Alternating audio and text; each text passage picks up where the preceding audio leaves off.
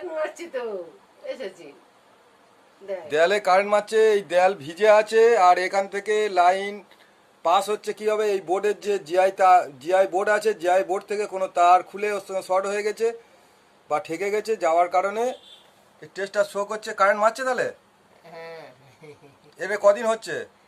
আগে তো ছিল নি ও ঠিক আছে, আমি দেখছি এটা ঠিক করে দেওয়ার জন্য। এইরকম এই দেয়ালটা রোসার কারণে আমরা ইলেকট্রিক, তাহলে ইলেকট্রিক এই কি করে থাকবে ভিজে, দেওয়াল ভিজে থাকলে সেখান থেকেও ইলেকট্রিক প্রবাহ হয়, সেটা আমরা এই টেস্টটা দিয়ে দেখে নিলাম।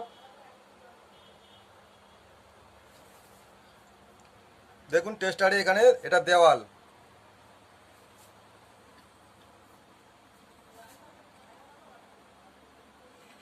এই ইলেকট্রিকটা প্রবাহ আমাদের দেওয়ালেও চলে আসে যদি দেওয়াল ভিজে থাকে।